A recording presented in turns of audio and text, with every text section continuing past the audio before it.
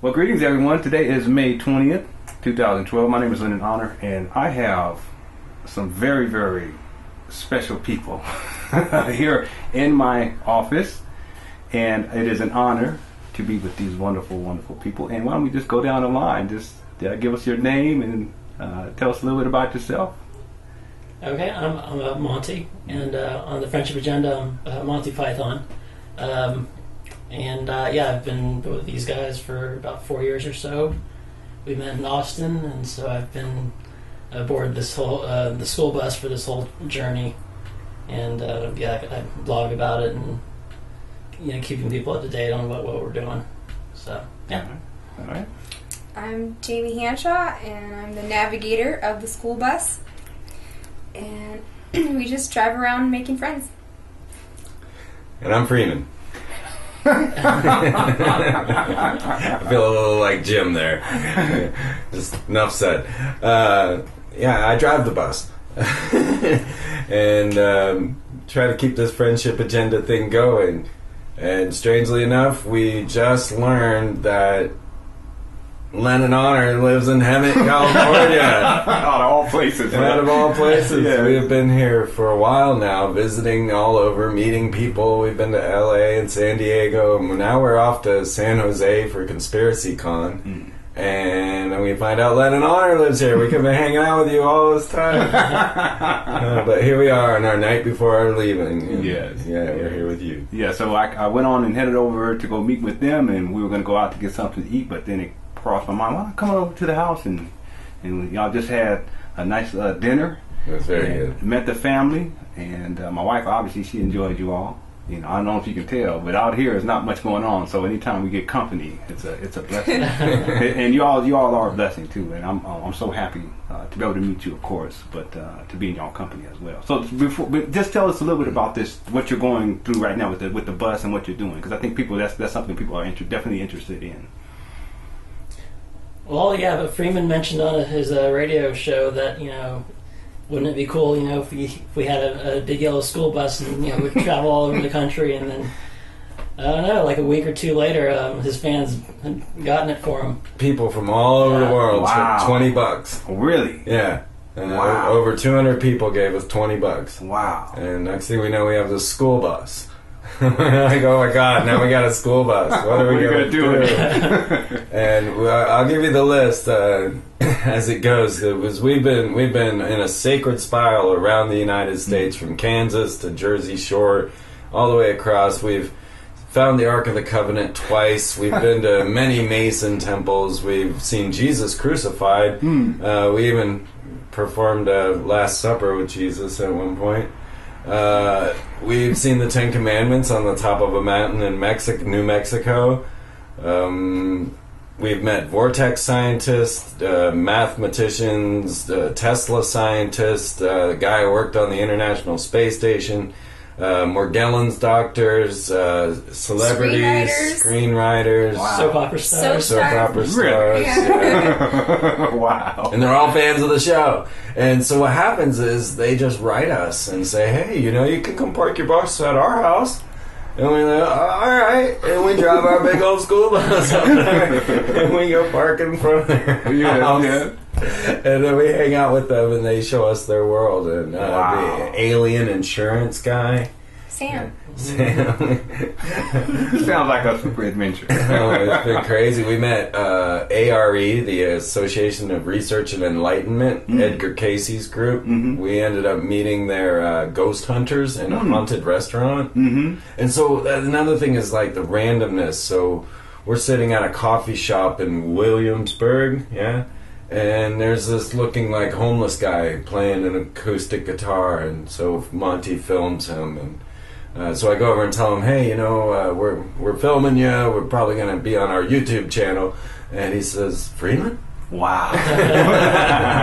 Wow. And he turns out to be a star of Spielberg's new movie, Lincoln. Wow. And so he's got a speaking role and everything.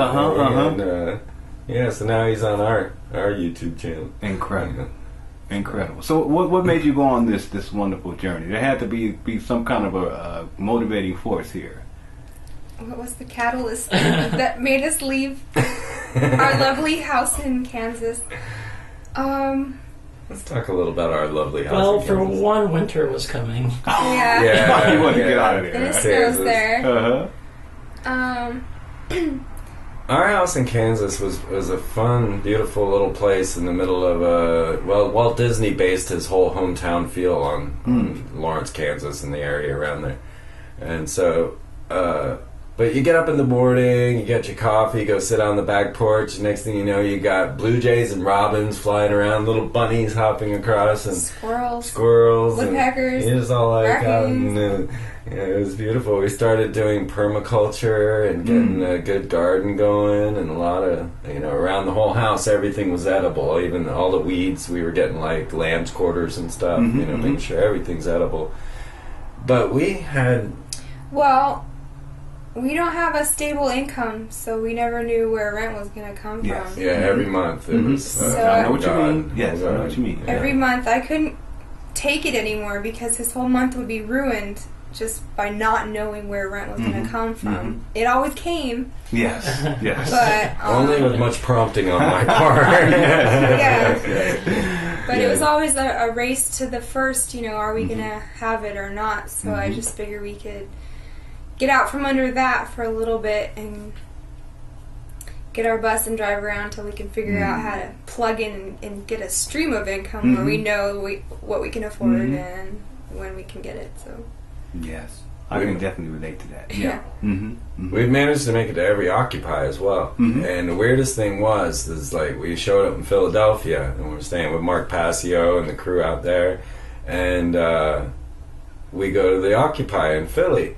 Well, we come home, we find out that's the night they rousted them. Oh, really? They all got run off, We were just there filming it, and now they're all gone. So then we went to Occupy DC, I think, next, and we got there, and as soon as New York City. Oh yeah, Occupy Wall Street, and that moment when the night we filmed, they were rousted. You were out of here, right? So we were like the Dooms call for the Occupy movement, and every time we show up, it was over. Even in Lawrence, where we left. Yeah, when we were leaving Lawrence, they were occupying Lawrence. The day we left, the occupiers were getting run out too. So we're like, what's going on? And so how long have you been on this journey? How long has it been so far? Since October. October. Oh, you told me so. 2011. November, December, January, February, March, April, May. So we're talking about 7 months now. 7 months on the road. Yeah, and did we talk about the friendship agenda yet? His social network? Yeah, please website? talk about that. Yeah. Talk about it, Monty. Okay. Yeah. So yeah, it's I guess a fan of yours actually started it. It's called Friendship Agenda, friendshipagenda.com. We're also friends of Freeman. And it's like Facebook, but it's hand-selected people. It's like, people that we know, people that we've met on our journeys, friends. So they're all really, really cool people who are interested in the same things that we are, from permaculture to conspiracy theory to just all of it, all across the board. It started as an idea because we would go to a town and meet somebody who invited us there, and they would say, "I'm so lonely, I have no one else to talk to about all this weird stuff, and if I just have one more person," and I'm like, "Well, I have a whole list of people in your town that have contacted me that want to meet us and would love to talk, so why don't you meet them, and then after we leave, you guys can stay friends." So we just, leave friends along the way. We have left a wake of friendship and solid friendship. Like the people that we introduced to each other, they were all still hanging out. Well, two of them, took off and went to Hawaii together. We're like, wow, this is really working. So you're bringing people together in the process. Yeah. It's really been good because, as you might know, usually there's a bit of polarity in relationships when it deals with this, awakening to the New World Order. Yeah, right. And if I could make a plug, I'm going to be in Don Peyote, a movie by Dan Fogler, Balls of Fury fame, I don't know. Anyway, you know what I'm talking about? Yeah, one guy that's from SNL in that movie, right? What was that guy's name? I can't remember what his name was. Christopher Walken. Oh, was that him? Yeah, he was in there. Yeah, maybe that's what I'm thinking of. But, so Dan Fogler's making a movie, Don Peyote, which is all about awakening to the New World Order and not having your wife following you, along on the whole process. And that's what we've been seeing in the real world everywhere we go. This split between the relationships because the wife or the husband. I've heard it. Or the husband. Yeah. I was gonna say. Yeah. Or sometimes it's family. Family members. They see you like, oh, you've gone off on the deep end. Something's wrong. Yeah. And they're like, the bad guys. I get called crazy on take you away. Right. I'm ready for that. Yes, and so I think the big question I think people would probably want to know is what brought you to Hemet? Out of all places on the earth, why here? My mom lives here. I lived here for 10 years, and we just wanted a warm spot to stop for a couple months while we got some work done and a quiet place. So every day is filled with a new person, a new personality, a new home, and a new story. And we have gotten some of the most incredible stories. And I got to say, all these people we've been meeting and all that. And then so every day is like we go and we go meet somebody else, and then we stay there, and we'll hang for here and there as long as we can. But we really want to get a lot of work done, and so we raced on over here because one, it was warm. And we were in New York in the winter. And then two, it was Jamie's mom. We could sit there. Jamie's writing weird stuff, the encyclopedia. Well, we'd call it Operation Culture Creation.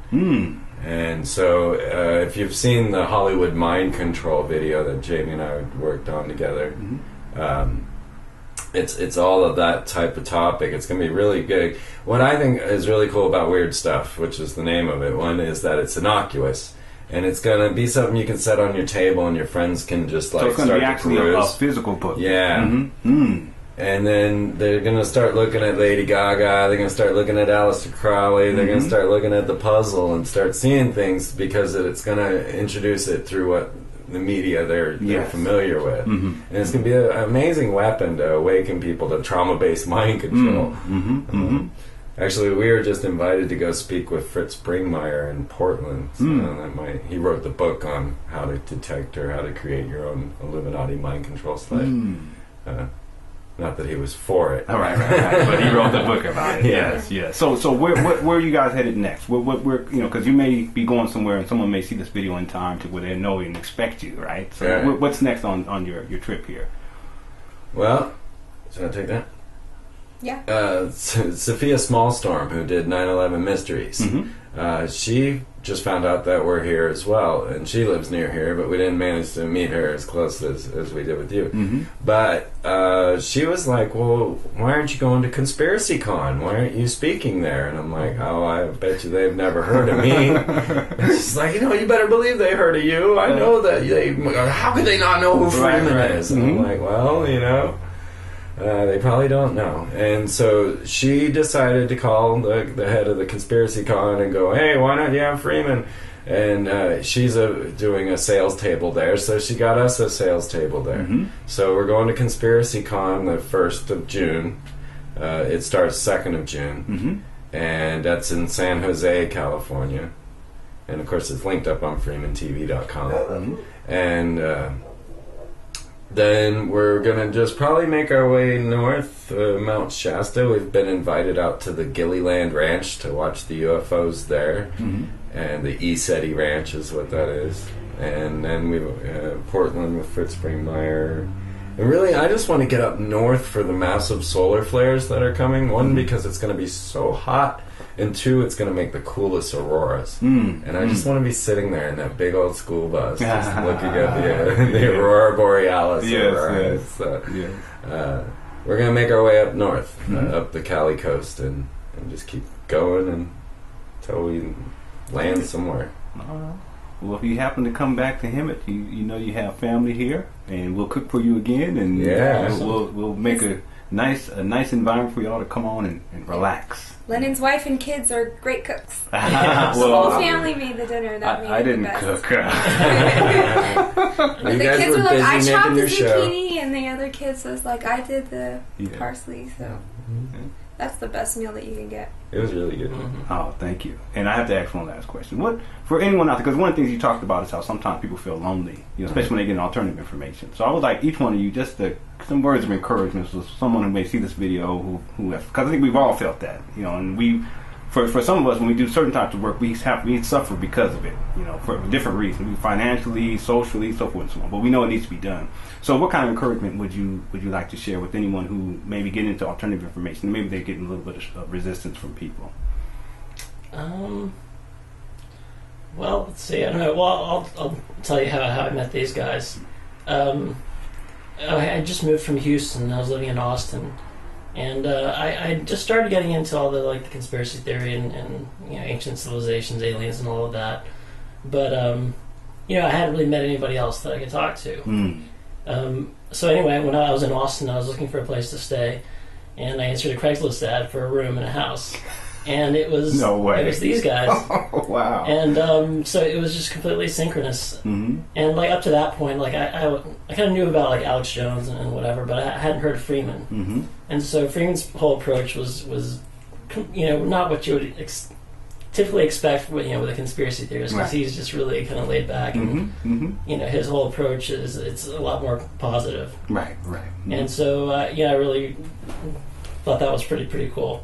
But I don't know. You just kind of have to be open to those synchronicities. Just be willing to put yourself out there and just see what happens. And in my case, I fell in with some really, really cool people. You won the lottery. Yeah, pretty much. Awesome. Yeah. So what about you? What kind of advice would you? Words of encouragement. Well, that makes me think of my favorite show ever, called Doctor Who. And in one season, he thinks he's the last of his kind. But the meme of the season is, "You are not alone. You are not alone. You are not alone." And it's funny because all the people we meet, they're just so different, and they're from all different walks of life. You never know who's holding on to this information like you are. You just have to get out there and talk to people. And one thing that really amazes me and amuses me about him is that he's not afraid to talk to anybody. He'll just blah blah blah, the clerk, the cashier, the old lady at the bus station, the guy, that. He'll just talk to them, and they open up to him, and that's just really how easy it is to make friends and see who else knows the kind of things that you know. Is just open your mouth and don't be scared of them, and don't think of them as the mindless sheep walking around, because you don't know what's going on in their head, just like they don't know what's going on in your head. So you just have to open your mouth and connect and see what all things you can share. Because we just met a guy whose next door neighbor was very knowledgeable about all these things, but they'd never hooked up because they were afraid to bring up the subject. And they're like, "You know about this? Well, you know about this, or you know about this. We could have been talking for years." Wow. But they just were too timid, and so don't be timid. Yeah. Awesome. Be bold, and mighty forces will come to your aid, as That's Jack right. White says. Oh, just don't take it so serious. No. Yeah, the truth is that things are going on, and you want to, you awaken to these things, and you awaken like Alex Jones is your alarm clock, time to change. But once you start to take this stuff into your soul and really realize what's going on out there, and then you go to freemantv.com and you go, "Oh my God, it's even stranger than that." By that point, then the information is there to break your bonds, so that you can start to alter your life course instead of having to stick to the regiment that's being laid out for us by fascist corporatocracy. And so for me, it's always just been so amazing. Everything's so amazing. What's going on? Punching holes into the other dimension, bombing the moon, things, just whatever, cloning and all the weirdness that we look at. But what people are looking for right now are like a weapon that they can use against people. And so we're actually conditioned to be this way because of school training, to be an authority, even when you're not. And so then people want to take this information and try to bash other people over the head with it. You know, right. Don't you know about the Federal Reserve? You know, and you don't get anywhere doing that. You know, people just shut down, shut up, don't talk to me, I don't want to hear about it. So on one level, you can take all this information in, but you can't beat other people up with it. You got to plant seeds in there and kind of nourish it, and then next thing you know, they're going to be coming to you, going, "Did you know that President Obama is actually from Kenya?" You know, and then you're like, "Okay, all right, you're getting close. He's actually from Egypt, but you know, you're getting closer."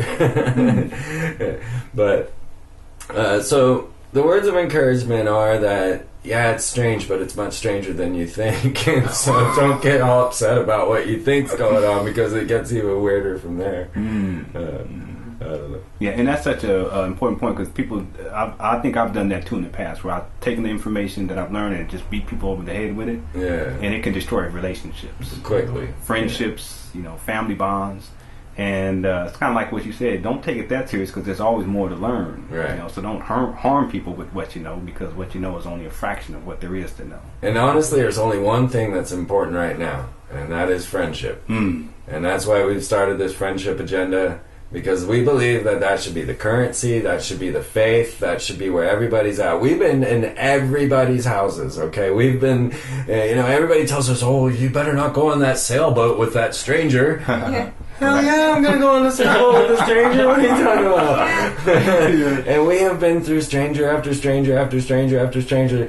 Humans are good, and they love, and they have plenty to share, and everybody's in abundance as long as it's like this perpetual motion machine. Yeah, and there's the people, I mean, I don't know what to call them, conspiracy theorists or awake and aware people, but there really is no stereotype for them. They come from all walks of life, like from the royal postman in England to the, you know, slacker surfer millionaire in Australia. Like it's just could be anybody. You never know. Busboy in a restaurant. Busboy. Right. I mean, my mom was like, "Are you sure you want to go on a sailboat with a stranger?" Like he said, she was like, "They could kill you and dump you in the water." It turned out to be the nicest guy. You know, wants to help us with our network and. And he's the guy who impressive created resume. PBS. Wow. Wow. So you just never know. Yeah. So don't be afraid. They're in all levels of the socioeconomic strata, the good people. And that's good to know too. And that's what we honestly got to do is just get out there and start networking, start making friends, connections, because everything else can fall apart, and all that will hold you together. And you know, people are going in the opposite direction, trying to isolate themselves, trying to build their little sheds and shacks and holes in the ground. You know, those that are awakening to the New World Order. Right. You know, when instead we should be meeting in city centers. The Occupy movement should be planting gardens, not sitting there in their tents going rah rah rah rah. You know, get out there digging the ground. You know, you want to make some trouble, start digging up a park and put some food in there, man. Build something. You know, so there you go. Yeah. Well, I know one thing. I've made 3 wonderful friends today. We're gonna stay close. Yes, and it is, man. It is an honor because you were instrumental when I first began to look into alternative information. So there's a lot of stuff that I'm doing now that's really mimicking what you did, like, I don't know, 6 years ago. Right. But that just goes to show you that you never know what kind of impact you may have on someone. We've been watching you too. Well, that's good to hear. Level 1. We were all excited to meet you. Yeah, definitely. Yeah, and you're welcome here too. If you come back down this way, you know, you're welcome here. It's been a pleasure. And so, ladies and gentlemen, this is one of those days for me that I'll remember for the rest of my life, and it's almost like a reward for all the work I've done, you know, to be in y'all's presence. Right. And so let me come on over here so people can see me, Right. so that people won't say, "No, that's not you." Really, that's not you. So see, I am here, And then we gotta go. We're packing up the school bus right now. Yes. So we just found out, just to keep this going, that Lenon lived here. And so here we are packing the school bus up. It's our last day in town, and we're like, "Oh my God, Lenon Honor lives in Emmett, California. We gotta go find him." And so It's been a pleasure. that's how it happened. And so now we're going to load back up in the car. I'm going to drive him back over to the bus, and I'm going to wish him a wonderful, wonderful trip. This just goes to show y'all, you know, there's good people out there, and sometimes you find them in the strangest places, you know, but they are out here. Yeah. It's been a pleasure, y'all. Definitely, for man. having us. Oh, Yeah, thank you very much. All right, y'all. And everyone take care. All right. Take care. Peace. Bye. Yeah.